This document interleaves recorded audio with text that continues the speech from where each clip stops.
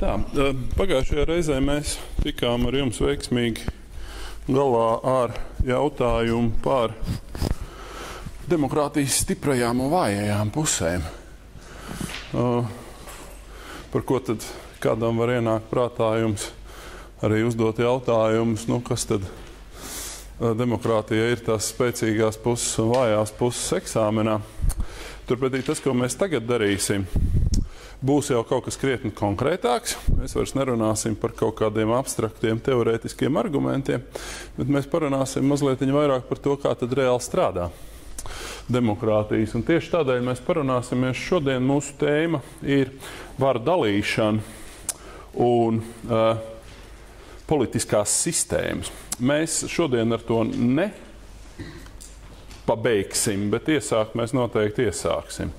Proti, kaut arī mēs runājām, atceraties, pirms vairākām lekcijām,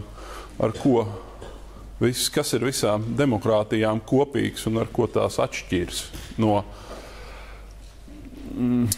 citu veidu politiskiem režīmiem, autoritāriem, totalitāriem un tā tālāk.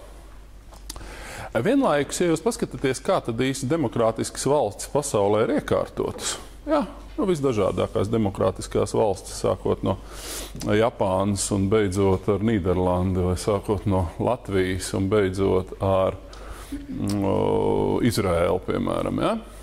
Tad jūs ievērosiet, ka viņu starpā pastāv samērā lielas atšķirības. Nav tāda viena pamatstandarta, kurš tad būtu absolūti visos sīkumos izpildīts visās demokrātiskās valstīs, jo demokrātiskas valsts ir sarežģītas.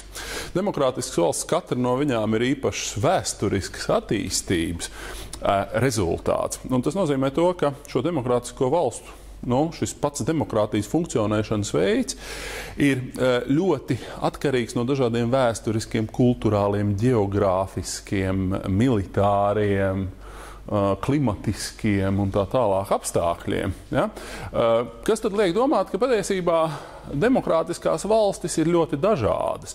Un tieši tāpēc to arī nodarbojās politikas zinātne, ka politikas zinātne mēģina noskaidrot, kāpēc vienās valstīs pastāv tādas institūcijas, kā tur pastāv, kādas ir viena veida institūcija, priekšrocības iepriektīm cita veida institūcijām un tā tālāk. Tas ir kopumā tas, ko mēs saucam par politiskajām sistēmām. Vispirms jums ir jāsaprot, ko mēs īsti sapratīsim šeit ar jēdzienu politiskā sistēma. Piemēram, Latvijā arī reizēm tiek daudzināts vietā un nevietā izteikums, ka mums ir nepieciešama politiskās sistēmas maiņa. Ja? Tas nebūtu nenozīmē, ka mums vajadzētu atteikties no demokrātijas, bet ka tajā demokrātijā būtu nepieciešams ieviest kaut kādas korekcijas, piemēram, pāriet no tīri parlamentāras republikas, kādu mēs esam šobrīd, uz prezidentālu vai pusprezidentālu un tā tālāk un tā tālāk. Es jums pastāstīšu, ko tas nozīmē. Ja? Vai arī mums būtu nepieciešams būtiski izmainīt vēlēšanu sistēmu, vai arī mums būtu nepieciešams kaut kādā veidā mainīt attiecības starp valdību un parlamentu un tā tālāk un tā tālāk. Tas viss kopumā tad arī tiek ietverts šajā jēdzienā politiskā sistēma, ja? Proti valsts pārvaldes iekārtas forma un institūciju savstarpējās attiecības. Ja? Kas tās par institūcijām? Tās pamata institūcijas, jebkurā demokrātiskā valstī, ir saistītas ar tā dēvēto varu dalīšanas principu. Un tagad klausieties uzmanīgi. Es jums pastāstīšu, kas tad ir šis varu dalīšanas princips un ko tas nozīmē. Varu dalīšana, tā prasti sakot, ir viens princips, kas ir cēlies no 18. gadsimta, kas saka, tā prasti sakot, ka nav labi, ja visa vara valstī ir sakoncentrēta vienās rokās.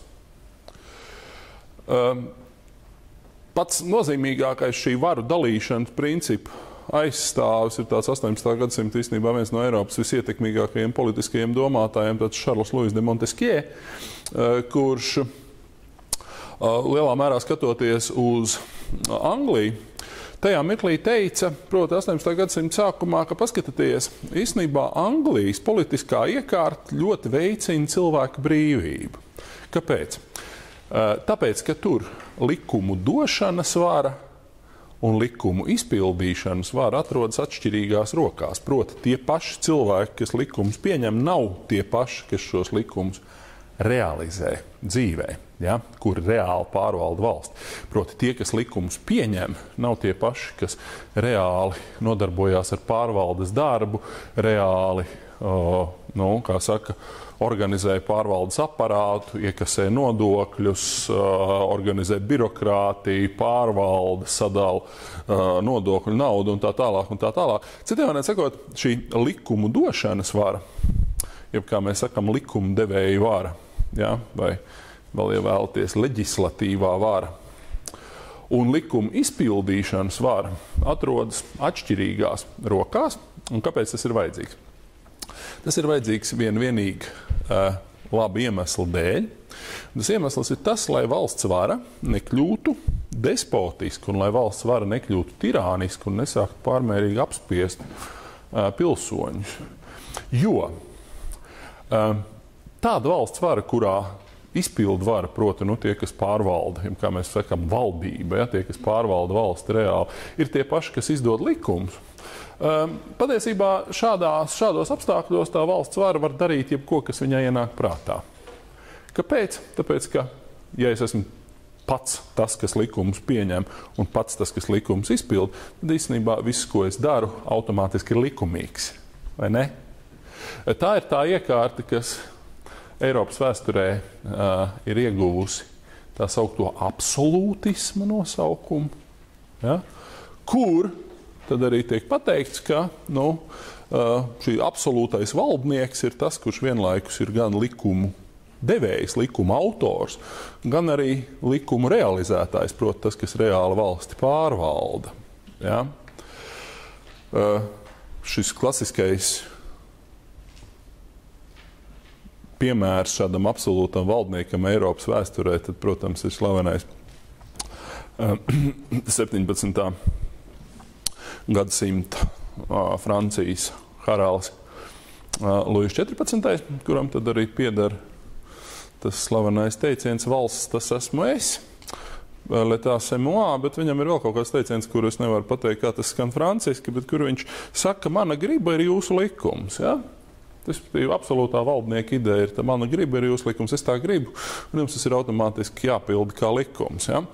Varu dalīšanas princips, un tas ir, kā saka, tiem, kas saprot, tie saprot, ja? Ir princips, kas saka, ka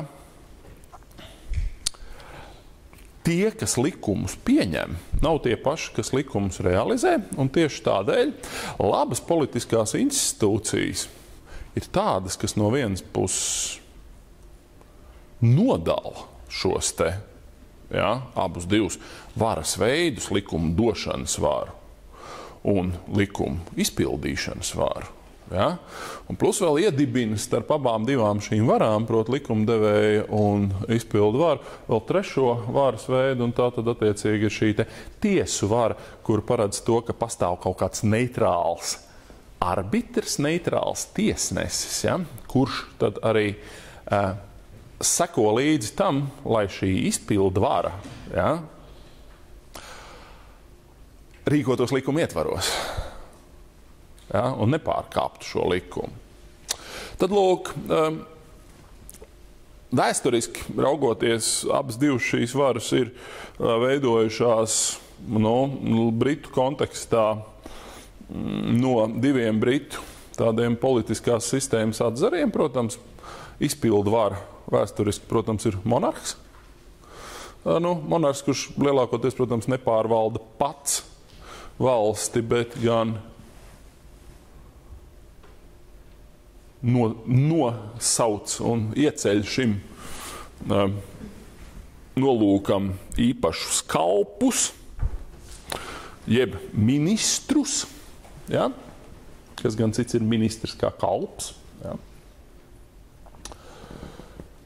Premjerministrs, ja, kā galvenais kalps, un tad savukārt likumdevēja vara attiecīgi ir pretējā. Likumdevēja vara ir tā vara, kas atrodas parlamenta, jeb kaut kādas asamblējas rokās. ja, kas Britu kontekstā, protams, ir vēsturiski bijis šis parlaments. Šis parlaments pašos pirmsākumos, protams, nav demokrātisks tajā ziņā, ka tas būtu ievēlēts tādās vēlēšanās, kas atbilst demokrātijas principiem un par tiem demokrātijas principiem.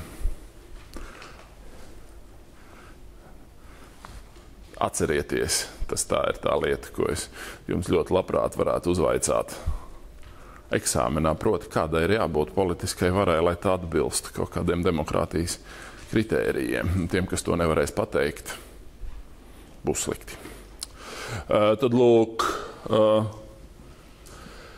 bet sākotnēji šis likumdevēja var piedara kaut kādai asamblējai, ja, kas nav vēlēta tādās vēlēšanās, kā mēs to mūsdienās saprotam, bet pakāpeniski viņi sāk kļūt vēlēta arī no kā saka, vienlīdzīgās un vispārējās balstiesībās, un tad mēs no likumdevējā tad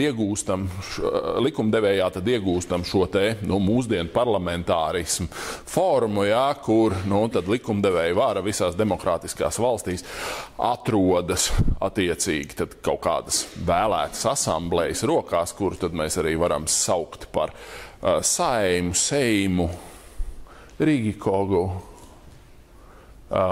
valsts domi, augstāko radu un tā tālāk, vai ne?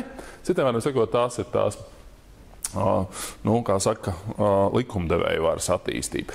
Valdība turpretī ir tā, kas ir iesaistīti konkrētā, nevis vienkārši likuma pieņemšanā, jo valdība likumus nepieņem, ja, bet valdība ir iesaistīta tajā reālajā pārvaldes darbā. Proti, valdība nodarbojās ar to, ka tā izpilda šos likumus un seko līdz tam, lai šie likumi tiktu efektīvi realizēti dzīvē. Ja? Un valdības, tad kā mēs to runāsim tālāk, demokrātiskās valstīs tiek veidotas dažādos veidos, un tas galvenais nošķīrums ir, tā teikt, es jūs ieintriģētās acis ļoti labi saprotu, tad ir divos tradicionālos veidos. Tiek veidotas valdības, proti viens ir tās augtās parlamentārās republikas, kur valdības veido parlaments. Ja? Tas pats it kā ievēlētais likumdevējs, viņš vienlaikus arī pats veido valdību. Ja? Tās ir parlamentārās republikas, ja parlamentārās demokrātijas. Un otrs, protams, veids, kā mēs veidojam valdību demokrātiskās valstīs, ir, kad mēs patiešo vēlam izpildvaras vadītāju. Ja? Un tas ir tradicionāli prezidents, ja? Un tad šo prezidentu mēs arī prezidentālās valstīs vēlam tiešās vēlēšanās, un līdz ar to šādās valstīs izpildvaras vadītājs, ja valdības vadītājs, nav atkarīgs no parlamenta tiešā veidā, jo viņam ir pašam savs tautas mandāts. Ja? Un tas tad arī ietekmē attiecīgās valsts politisko sistēmu, ka tur ir tādi divi lieli varas poli, kuriem abiem ir tautas mandāts. Ja? Tas ir parlaments un prezidents. Citās politiskās sistēmās, kā piemēram Latvijā, kur mēs dzīvojam parlamentārā republikā, un parlamentārās republikās tautas mandāts, protams, ir tikai parlamentam, ja, kurš tad pats pēc tam taisa valdību. Bet par to mēs vēl parunāsimies. Citiem vārdiem sakot, varu dalīšana. Ja? Varu dalīšana, tas ir tipisks modernās pasaules izgudrojums.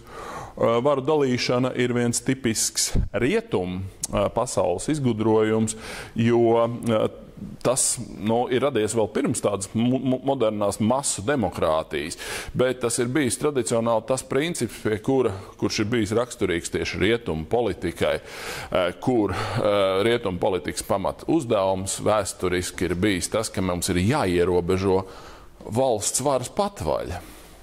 Proti,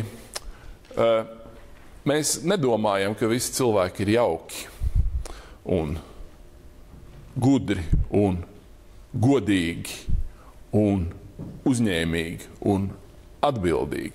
Viņi tādi var arī nebūt. Tieši tāpēc mēs nedrīkstam vienās rokās sakoncentrēt pārāk daudz varas, jo šāda visa vara nonāks kaut kādās šādās bezatbildīgās, stulbās, necilvēcīgās, kā saka,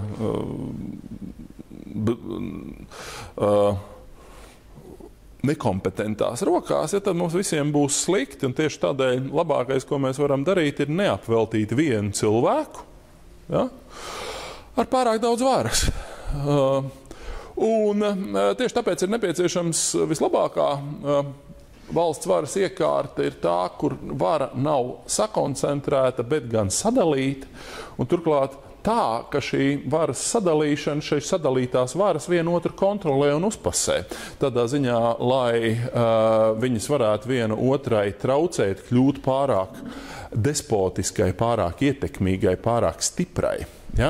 Un šeit klasisks piemērs ir tiem, kas iespējams no jums fano par Amerikas Savienotajām valstīm. Tad Amerikas Savienoto valsts tāds politiskās, kur ir spēkā joprojām vecākā pasaulē, joprojām spēkā esošā konstitūcija. Un šī vecākā joprojām spēkā esošā konstitūcija tad iezīmē vienu noteiktu politisku sistēmu, kas ļoti lielā mērā balstās tieši uz ļoti izteiktu šo varu dalīšanas principu, ja, kur tad attiecīgi, kā jūs to droši vien varbūt būsiet noteikti ievērojuši un ko jūs noteikti visi ļoti labi zinat, tad Amerikas Savienotajās valstīs, protams, ka tā vara centrālā līmenī ir sadalīta starp 3 lieliem spēlētājiem, kas viens ar otru kašķējās, viens otru kontrolē, viens otram neliek mieru, viens otram neļauj darīt to, ko viņš varbūt gribētu darīt. Ja? Attiecīgi tad tā, protams, ir izpildvara prezidents, ja? Tas ir kongress, kurš ir vēlēts 2 palātās, bet patiešo no pilsoņiem. Un trešām kārtām tā, protams, ir augstākā tiesa. Un visi šie 3 varas atzari, ja, ir samērā autonomi, un viņi nebūtu nestrādā viens otram par labu brīžiem, viņi brīžiem strādā viens otram par sliktu, bet tā ir Amerikas politiskās doktrīnas, ja tā varētu teikt, viena no pamatīpašībām, kas saka, ka patiesībā varu ir vērts izkliedēt un uzmanīt, ja? Lai kāds nesāk tur pārāk izvērsties uz citu rēķinu tajā savā amatā, un lai kāds nekļūtu tirānisks un despotisks, ir nepieciešams sadalīt varu un šiem dažādajiem varas atzariem vienam otru kontrolēt. Tas ir tas jaukais stāsts, kuru mēs joprojām saprotam politikas teorijā ar šo principu kontrola un līdzsvars, jeb checks and balances. Ja? Proti, ka dažādas varas viena otru kontrolē, dažādas varas viena otru uzmana un viena otru līdzsvaro. Ja? Amerikas Savienoto valstu politiskā doktrīna šajā ziņā ir pirmo reizi tādā visnotaļ sakarīgā, bet vienlaikus arī pietiekoši vienkāršā un labi uztveramā formā izklāstīt 1770. gados rakstītajā faktiski avīžu rakstu krājumā, kurai roku ir pielikuši ASV konstitūcijas autori, kā jūs to burvīgi atceraties. No sākuma bija Amerikas neatkarības karš. Pēc tam, pēc Amerikas neatkarības kara izveidojās šie štati, ja, gar to austrumu piekrasti. Tad pēc tam, kad šie štati bija izveidojušies, viņi pēc tam tikai uzrakstīs jau konstitūciju un izdomāja, ka viņi tagad būs nevis vienkārši atsevišķi štati, ja, nu tur, piemēram, Virģīnija, tur Ņujorka, tur Menā un tā tālāk, Rodailendā un tā tālāk, ja, bet gan, ka viņi tagad veidos federāciju, un pēc tam viņi rakstīja, kā jūs to esat burvīgi savās vēstures nodarbībās noteikti kā atceraties, vai ne, kā tur gāja runa par to, ka tas nemaz negāja tik vienkārši, kamēr viņi pieņēma to konstitūciju. Un tāpēc tur 3 no ietekmīgiem šīs konstitūcijas aizstāvjiem sarakstīja tekstu, kas joprojām tiek uzskatīts par tādu Amerikas politiskās doktrīnas klasiku. Tie ir šie avīžu raksti apkopoti ar nosaukumu The Federalist, jeb The Federalist Papers, ja, respektīvi federālistu raksti, kur tad viņi stāsta visas šīs lietas, tai skaitā arī šo ļoti nozīmīgo lietu par varu dalīšanu. Ja. Šie 3 kungi, kas to darīja, bija ļaudis, ko jūs burvīgi atceraties no savām intensīvajām vēstures studijām vidusskolā, viena no Amerikas pirmajiem prezidentiem, proti Aleksandrs Hamiltons, James Madisons un Džons Džejs. Ja? 2 no viņiem bija prezidenti tikai. Es varētu uzdot jautājumu, kuri tieši, bet tas droši vien, ka nebūtu īsti vietā. Lūk, tad Amerikas Savienotajās valstīs šis princips joprojām ir tāds, kā saka, ļoti izteikts, taču arī citur Eiropā varbūt varu dalīšana nav tik ļoti izteikta kā Amerikā, bet varu dalīšanas princips pats par sevi ir kļuvis par moderno demokrātiju vienu no tādām lietām, ja? Proti, kādā veidā konkrētajā valstī tiek organizētas attiecības starp parlamentu, kurš ir likumdevējs, ja? Viņu var saukt visādos vārdos, var saukt par, kā jau es teicu, Seimu, var saukt par Rigikogu, var saukt par Bundestāgu, var saukt par Nacionālo asambleju, var saukt par kongresu, var saukt par korteģu ģenerālu, vai kā izrunāt tur, nē. Neviens, spāņu valodu nemācāties, neviens? Kā? Nemācāties tiešām? Abīgi dīvai, ne, jo spāņu valoda mums te pēdējā laikā studentiem ir diezgan lielas problēmas politikas zinātnes nodaļā. Viņi grib, lai viņiem nodrošina beidzot spāņu valodas mācīšanos, kas ir diezgan saprātīgi, tāpēc spāņu valoda ir ļoti pieprasīta valoda pasaulē. Un tur, katru sauc par spāņu parlamentu, es neatceros, bet, sakot, neatkarīgi no tā, kā ar viņu arī sauktu, ja, kā tiek organizētas attiecības starp šo vēlēto asambleju, kas izdod likums, un izpildvaru tiem, kas šos likumus realizē dzīvē. Ja? Tas tad ir tas, kā saka, galvenās varu dalīšanas pazīmes, kādas viņas konkrētajā valstī ir. Un, protams, ka tie dokumenti, kur visskaidrāk ir aprakstīti šie varu dalīšanas un vispār politiskās sistēmas pamati, ir konstitūcijas. Konstitūcijas, jeb kā latviski mēs sakam, lielā mērā, pārņemot to no vācu valodas, mēs sakām satversme, vai ne? Ko nozīmē vārds satversme? Satver, kaut kāds satvars, ja, kas kaut kāds ietvars, ja, kurā